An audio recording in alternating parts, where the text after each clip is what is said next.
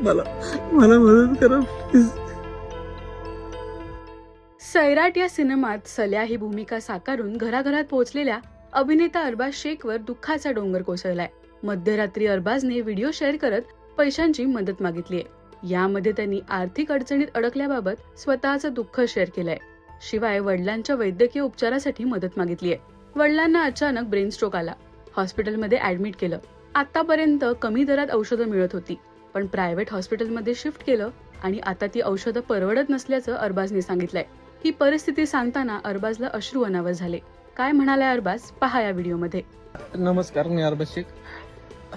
मी आता सोलापूरमध्ये Nobel hospital समोर उभा आहे.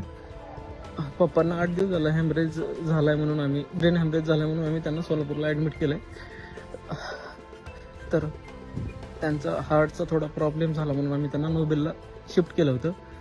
आणि नोबेलचा अनुभव मला इतका घाण आला की जेव्हा आम्ही पेशंटला ऍडमिट केलं तिथे, तर 10,000 आधी डिपॉझिट भरायला सांगितलं. आम्ही ते भरले.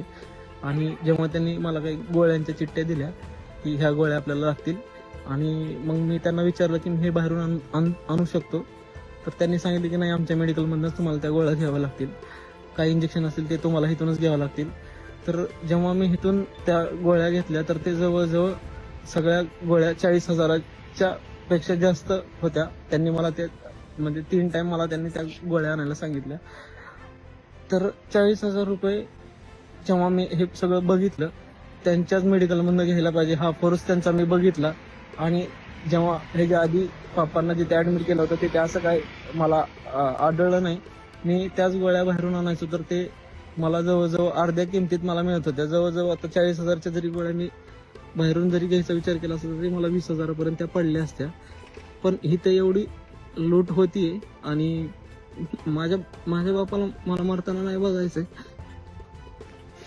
आणि म्हणून मला असं डिसिजन घ्यावं लागलं की त्यांना नोबेल शिफ्ट करावं लागलं.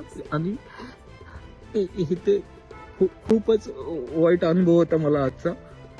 ह्याच्यावर जाणकारांनी ह्याच्यावर काहीतरी मला सांगावं की माझ्या वडिलांना मी कुठे ट्रीटमेंट करायला पाहिजे आणि कसं ट्रीटमेंट करायला पाहिजे, मला आता काहीच कळत नाही. कॅप्शन मध्ये कॉन्टॅक्ट नंबर शेअर करून मदतीची मागणी केली आहे. कमेंट मधून अनेकांनी अरबाजसाठी मदतीचा हातही पुढे केलाय.